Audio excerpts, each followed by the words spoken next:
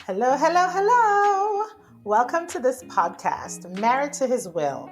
I am Suzette Blunt, your host and licensed professional counselor in the state of Georgia. If you are listening for the first time, I welcome you wholeheartedly. If you're in a struggle and you feel stuck, you have come to the right place. This podcast is made just for you so that you will know that you can become unstuck. I knew I was married to God's will the day I gave up what I thought I knew to discover what He wanted me to know. Purpose found me in that moment and I let go. God was going to use my struggle to bless my life and to bless others. I originally thought the continuous struggle of my 19 to 20-year marriage was my purpose, but it was only to be used for God's greater purpose in my life. I realized that I did not have to suffer verbal and emotional abuse or any kind of abuse for a lifetime to remain a chosen servant of God, and that the purpose of salvation was not just from eternal hell, but for situations beyond my ability to manage. I became free from a place of bondage so that you can be free also. The Bible says, "No temptation has overtaken you that is not common to man."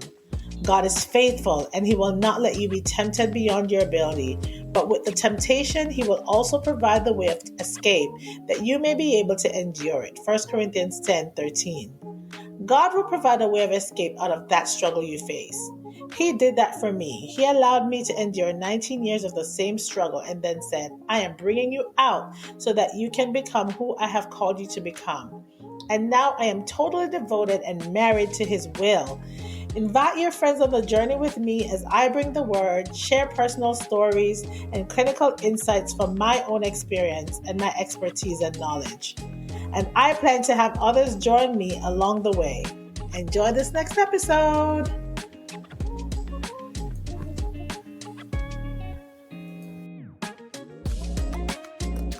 Hi, everyone. This is your host, Suzette. I am back with another episode. Today, I am recording on an unusual day. Typically, I am not recording on a Wednesday. I'm usually recording on a Friday or a Saturday. But I felt like while it's fresh on my mind, I needed to come and just talk about what I felt like talking about today. I have a lot going on in my life as a single mom, right? You know my story, having been on this journey of divorce for over a year now, since last April, with the decision to separate. And upon the moment that I decided to separate from my husband, it felt like, wow, I have been made free. That's what I felt. I felt like, oh, I can celebrate because the suffering is over after 19 years.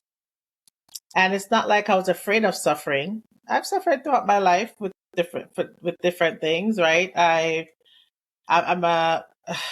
came from Jamaica, right? I lived with my family, and God has used our gifts to bring us out of certain tough situations or help us to be free from even poverty and just the things that we had to experience as children coming from a country like Jamaica.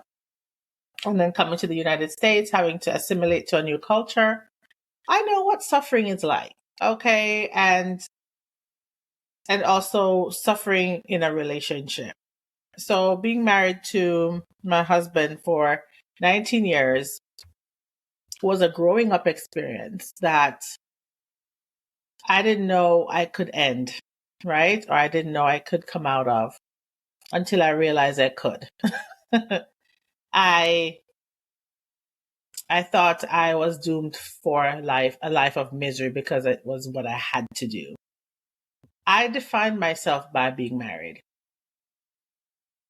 And I think I'm learning that who I am is separate and apart from who I'm married to, who I am married to. Who I am is going to be important to the marriage, right? To the person that I do marry. There are very important things that would make a marriage work well, like the fact that we're compatible, the fact that we can agree, right? The fact that we have a vision, right? That because what am I submitting to? What is the vision that I'm submitting to? What's the mission? Submission, the very word means coming under a mission, right? So what is our mission together? And coming into my marriage, I had no thought of a mission. That was not taught, right? I didn't know the real purpose of being married.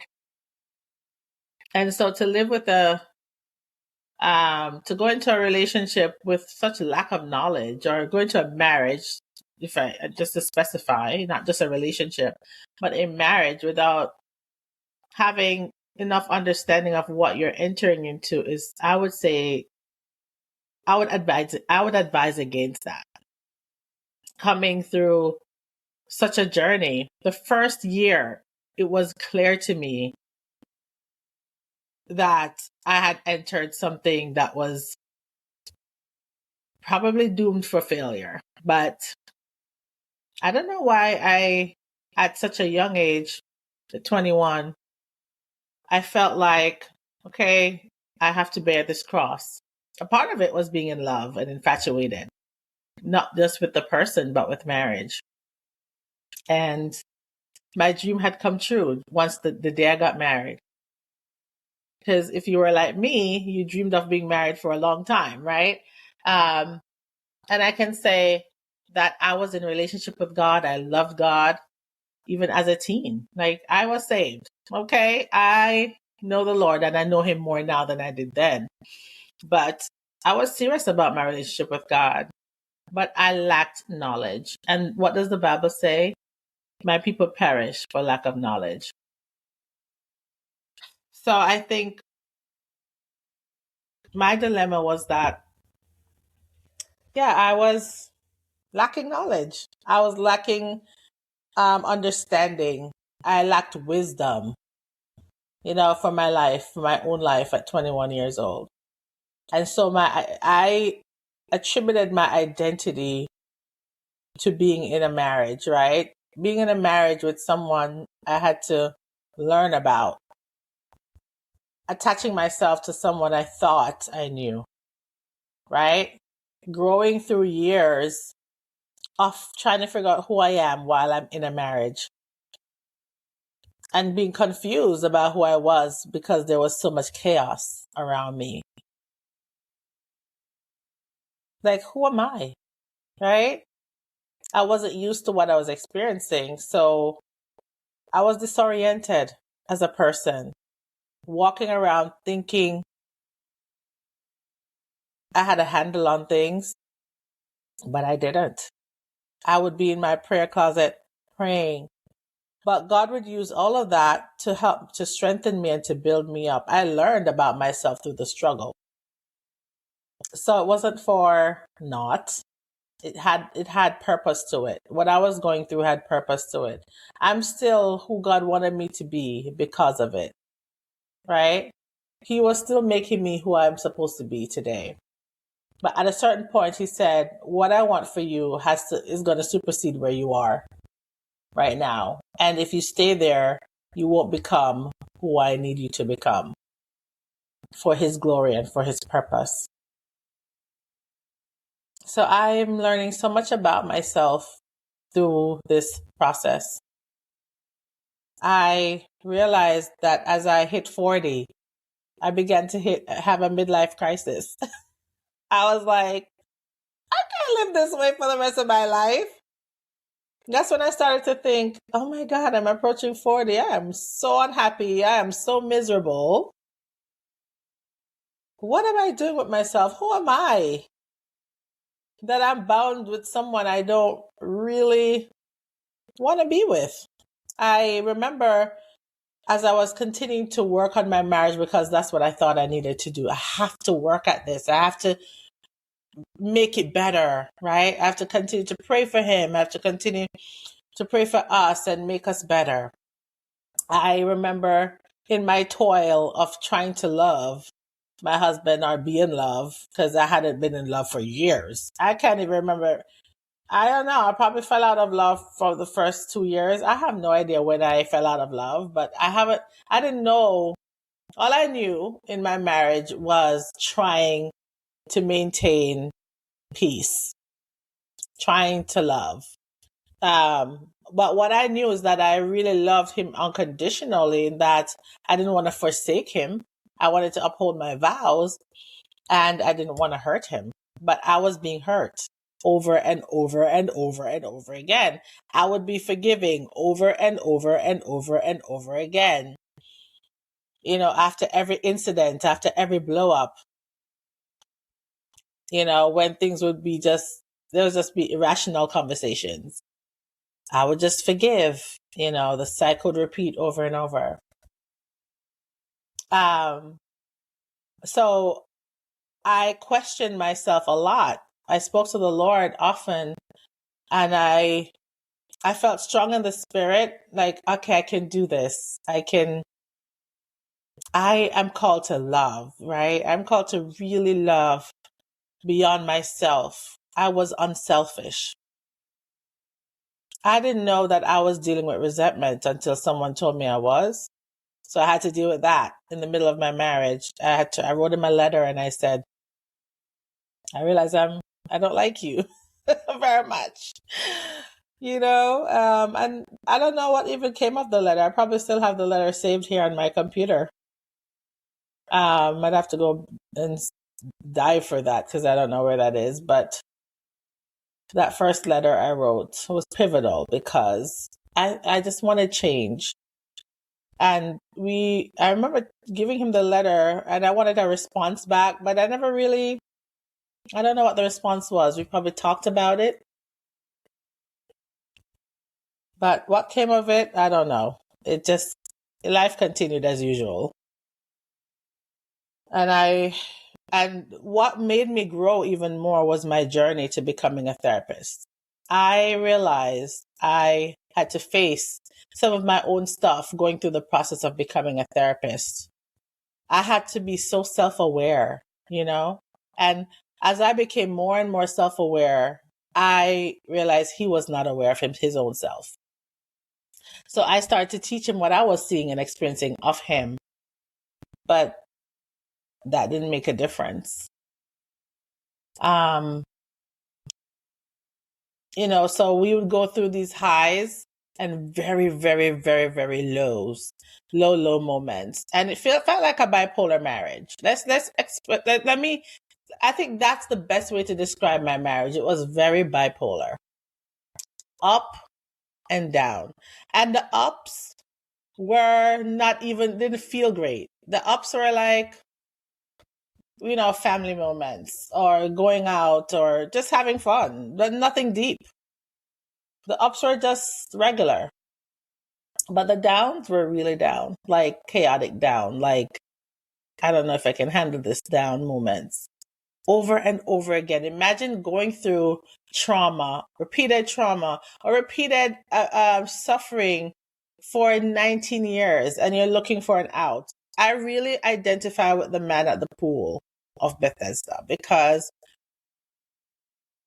I think he really didn't think he could move without help, or he didn't think he could be healed or be delivered from the place he was in unless someone directly took him out or put him in the water, until Jesus gave him a word to empower him and said, rise up.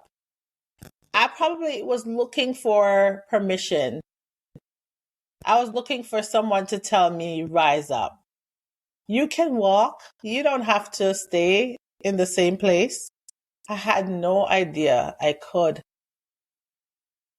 until God told me I could. And I was really happy when God said, let go. You don't have to stay there anymore. You've been writing a list. What are the things I love about you? I love about my husband, the things I like, the things I appreciate. And I would say, I appreciate this, about you. And but it was not coming from a deep place of in love. It's like, I'm saying this because it's true. I like these are good qualities that you have. But honestly, I'm just really trying every day to see why I'm here. I'm trying every day to see why I'm stuck with you, right? And then, so the release came last April, and I was so happy. And, working through what we're going to do, what the separation is going to look like. And then I filed the divorce June 13th. And, finally getting the wheels turning. And then he moved out in July. And then I felt good to be there with my kids and, run the household well, things like that. Things were smooth for a while. And then I realized I'm getting no support. I have no support. I'm alone doing this, right? Like, this is crazy. I'm on this journey and I feel like I'm doing better than I ever have. But then the suffering started. I started to feel alone. Like, wow, marriage was great, but it was a horrible place. But I had to recognize the parts about marriage that I was missing. I absolutely have no regrets about not being with my husband, because I was being very hypocritical about my desire to be with him. I have had no more desire, no more left in me to try to be with someone I didn't want to be with. And that's the part that God told me, you're being a hypocrite and you're idolizing marriage.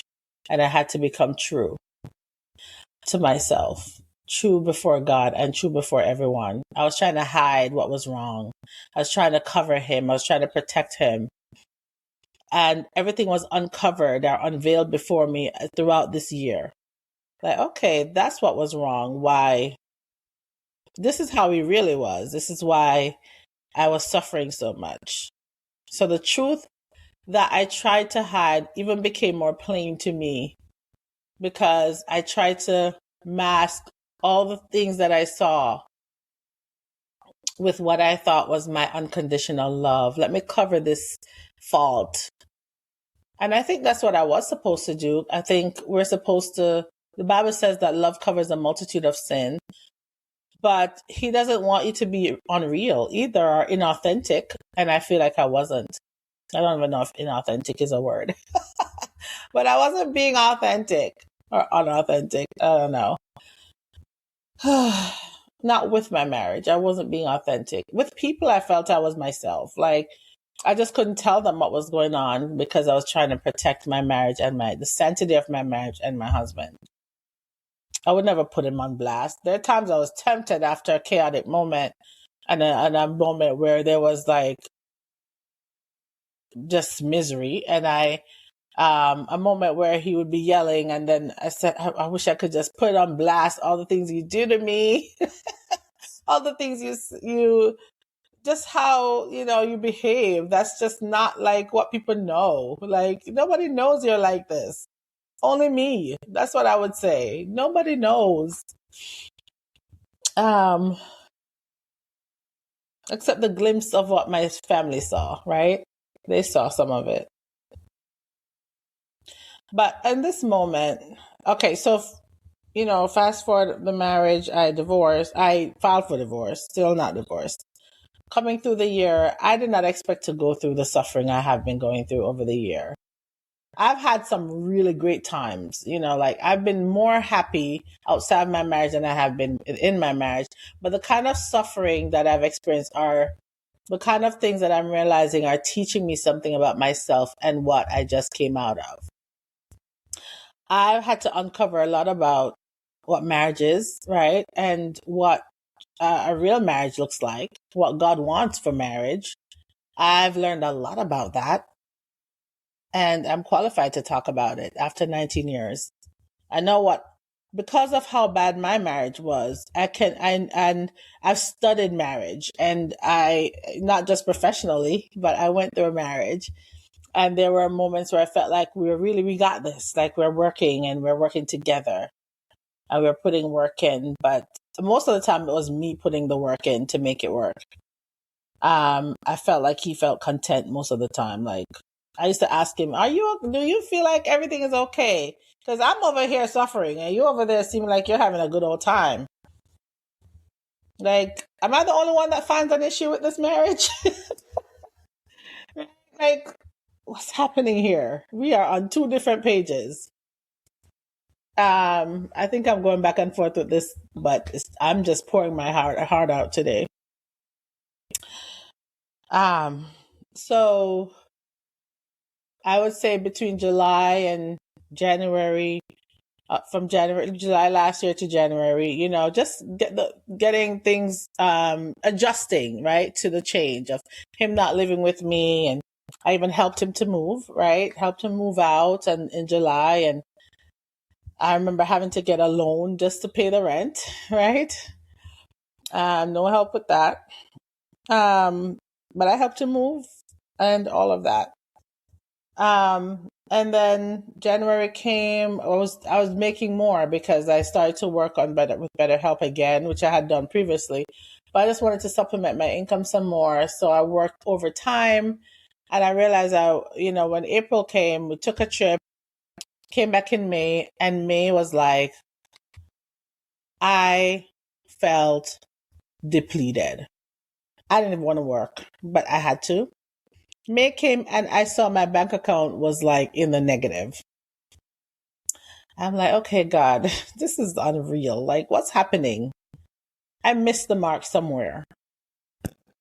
And so I just struggled. I felt like, I said, I felt like Jesus in the Garden of Gethsemane.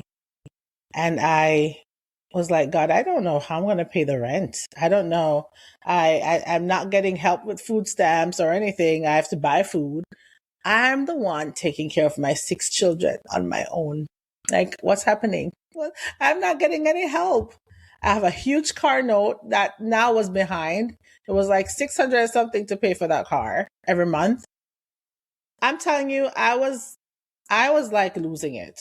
I started trying real estate and trying to learn it. I was soaking it up and still wasn't hitting the nail on the head. I felt it was like real estate investing. I was learning about that. And I just completely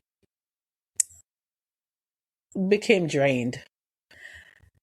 I thank the Lord for the people who came through for me. The church I've been a part of, Deeper Church with my sister and her husband, as well as Creekside Church. The pastors, Rohan, and the leaders from Creekside, they came together and blessed me to help me get out of the situation. And I lived to see, to be able to get back on my feet from May and June. And since then I've been on my feet, but I'm barely making it. I had to get help, even to get food, the food stamps. And, that's been very helpful because then I can focus on, making sure I meet the rent. And the rent alone is like over $2,000 now. And I'm like, okay. Thank the Lord for being a therapist. I'm able to have a flexible job while I take care of my children. And the Lord had told me to take some time where I'm not overworking and I need to devote time to Him and do this podcast. And so this podcast has been a place of release and a place where I've seen myself growing through the pain, growing through the hard time. It's been very therapeutic for me. I see my power coming back, my strength. I never lost my power. I just needed to recognize it. And so, going back to May was really tough. I had to apply faith, and God came through for me big time. And then June, maybe the middle of June, things started to flow again. I started to increase my income again and, get back on track. Because I don't lack clients. I just have to scale my business in a way that I can make more passively than I do right now. Because I'm working for every dime, I work every hour. with every client, and I depend on that hour or that 50 minutes, 45 minutes to an hour with a client. And so my day will be full at times. And so I needed to find a way to upscale, and I'm still working that out. But I've decided I'm not going to overwork myself, because then I'm left with just burnt out. And I end up not liking what I do. I end up not liking to meet clients, and I don't even want to pick up the phone when there are new clients calling. Like, I don't have space for you right now. Basically, I felt burnt out, and I'm still at that place where I need a vacation right now. And as therapists, we have to take a break sometimes from the work we do, because it really pulls a lot out of you, and learning to have that self-care is so vital. So lately I've been wanting to take more time for my hobbies and things like that. But that was May and June. Now coming into August, and thank the Lord, even throughout all of this, I've been waiting to finalize my divorce. I started this process without any help from a lawyer or anything. I filed on my own, and all of that. And so I've had to make a lot of corrections along the way with the court. And then I decided, okay, I need a lawyer to help us with the last correction, because I don't know what to do about this. It was having to do with the child support. They weren't going to approve the divorce or finalize anything until they get word from my husband that he is going to help out. And they weren't wanting to hear or accept what he is trying to provide. And so I was willing to go with whatever he said he's willing to give, whatever, but the court's not hearing it. So now we're going to end up going to court. I did get some help from a lawyer to finally get a date for August 24th, which I expect it to be finalized then. But yeah, I'm still going through waiting for this divorce to be final. And in the meantime, just the back and forth with my husband about his part, I've realized I had to just keep my peace and not say anything else, because he's just not seeing. I think there's just a barrier there that prevents him from seeing what he needs to see. Or maybe he just decides not to see it, his part here. But that's not going to be my problem. That's for him and God to work out. So I have a lot of mercy and grace where he's concerned. And my family has had to say, Suzette, you have to be able to take care of your children. And when you don't have it, you're coming to us, your family. So don't just accept anything. And that's what I was willing to do for the sake of peace. But at this stage, God is my provider. He's my source. He is everything. He's shown me that he's my provider.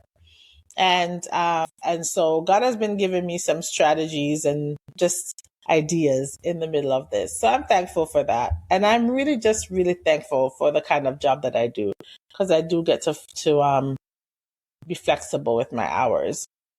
And so that's part I am grateful for. But in the middle of all of this, one of my children had a breakdown. I had to confess. This happened just a couple weeks ago. I feel like it was just last week, but it's about 2 weeks now going through this with my son. I'm not going to name him because I want to protect his identity right now, but had a breakdown, ended up in the hospital.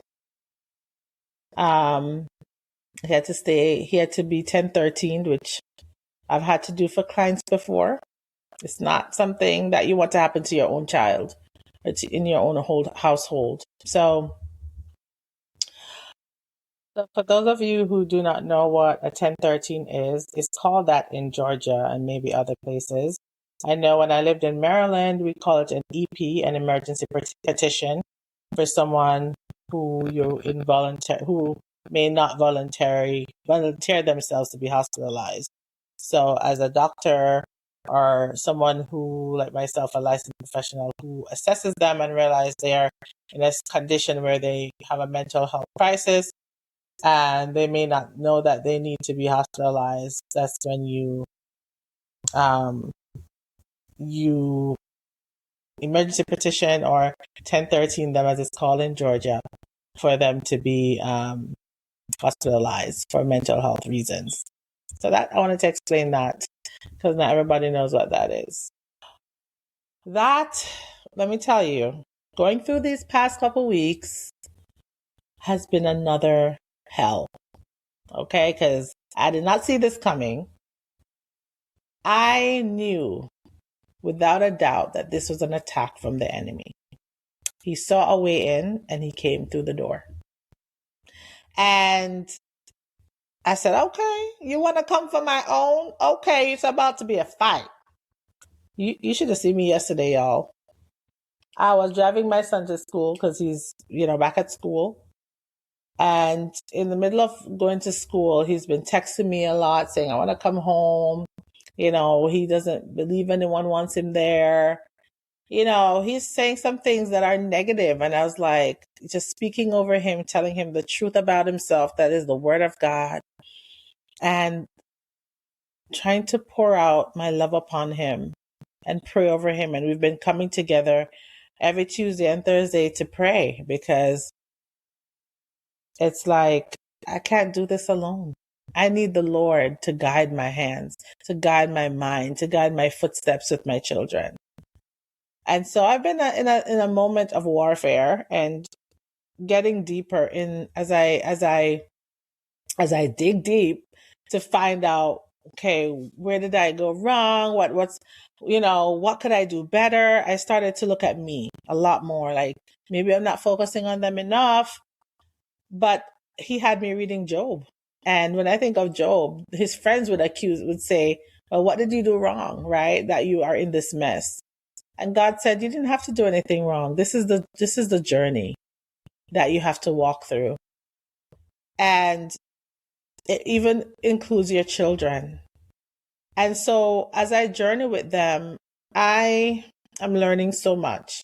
Sometimes it breaks my heart when they'll say things like last night we had a meeting after we prayed, and I was saying, what can I do to help you guys to, reinforce these rules in the house? Like, you guys are not doing your chores as often as you should and things like that. And they were like, at one point they said, Daddy used to monitor us a lot and monitor our phones and be on top of us. And I said, okay, well, do you want me to be always monitoring you and doing everything Daddy did, and I mean, it got me upset a little bit because I was like, okay, these kids are not seeing all that I'm putting in to help them. It hurt me a little to hear that. But I said, when I started saying, okay, you want me to do this like Daddy did? I said, I don't feel like I have to spend every moment of my time looking over you and telling you what you should do. At this point, you know what to do. But they're like, no, we don't want you to monitor, because okay, I could put this back on your phone and I could do this and I could do that. And they didn't want it. I said, we could go back to taking away this or I just had to lay it down clearly. You liked it so much, then let's make it happen again. And I'm honestly, I'm like, okay, you're giving me strategy. I'll just become more strict. See if you like that.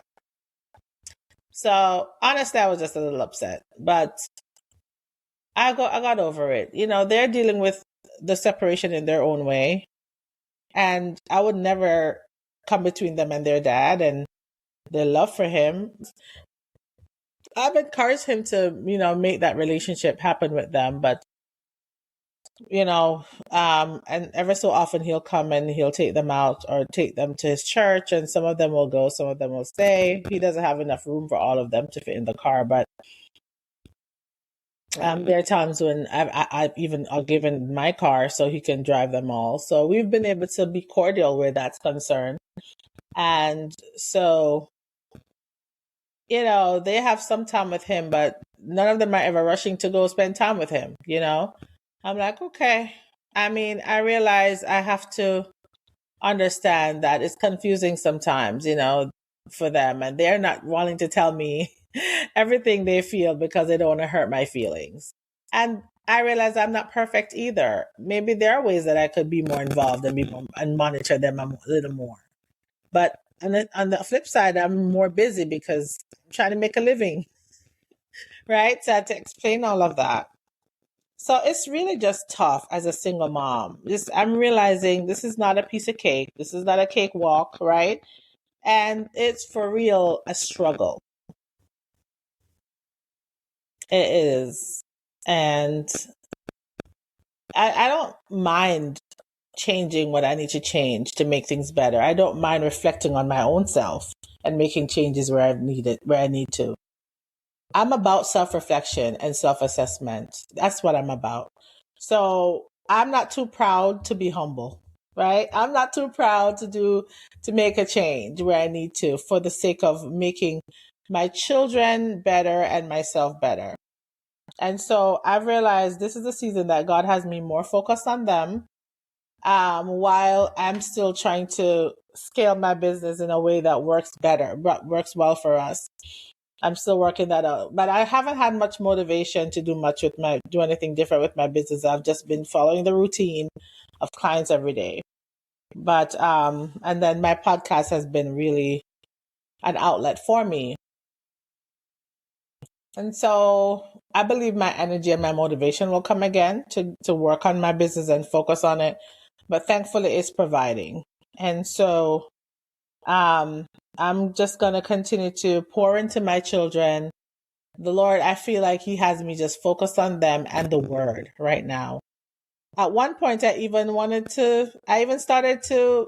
the praise team at the church, and I'm like, okay, what am I doing? I can't keep trying to do the familiar thing. I can't keep trying to go back to the thing I always do just because I always do it. I have to recognize the season I'm in. So even that, I'm having to tell the leader, I don't think I'm going to be able to do this because it's just not the season. I need to focus on continuing to teach my kids and get them prepared for life.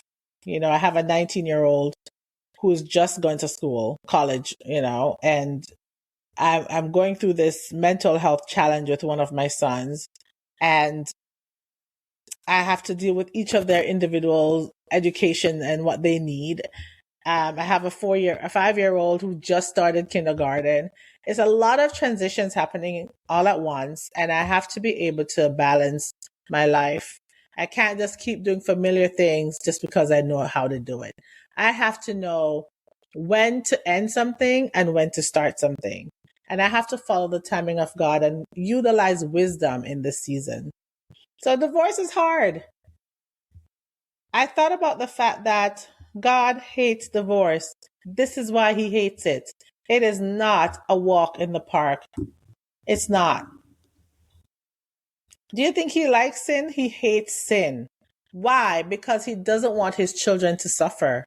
It's not just because He's God and He didn't want He just want us to love Him. It's not just that. He loves us. It's because He loves us why He doesn't want these things for us. He loves me so much that He hates that I have to suffer this journey, but He knows the reason I have to go through this journey. He is using this for my good. So there are moments where I'm like, man, should I have really divorced? Like this is crazy. Like, ooh, but then every time I think about who I was with, I'm like, well, I know I don't want to be with him. I would rather be single right now than be back in that misery.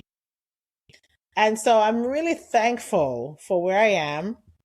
And I know that this suffering is not just for naught, but I know there's a purpose to my suffering. And all the things I'm learning is going to be helpful in the long run.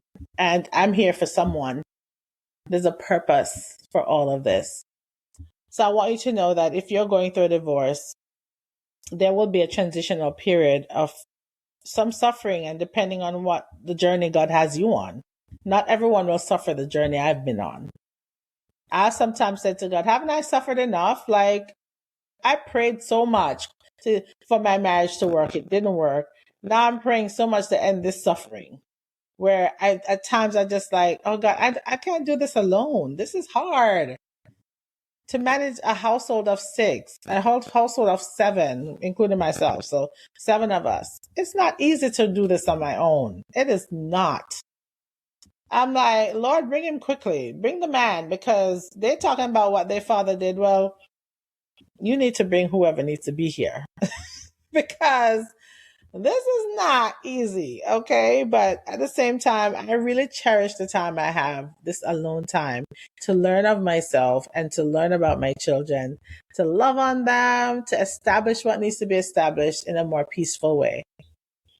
And I'm glad they still get to have a relationship with their father, but there's still things that he's working out. And so I'm waiting for the Lord to finalize this. And so this month, I believe, is the ending of things and the beginning of new and beautiful things to come.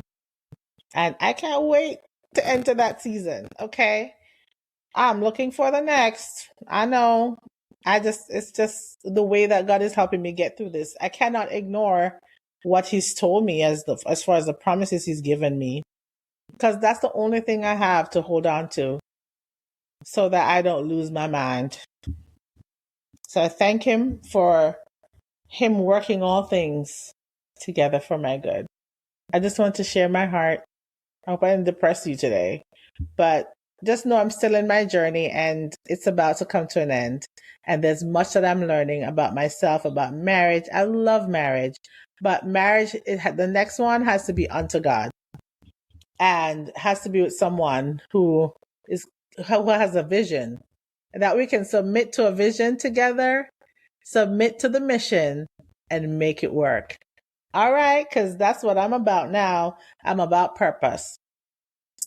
So anyway, I'm about to go, but I just hope with all of what I've said, whatever your situation is, whether you're going through a divorce or a change, whatever is going on in your life, just know that in the middle of it, you can still be walking in the will of God, okay? You can still uphold his word. And that is to stay married to his will. God bless you.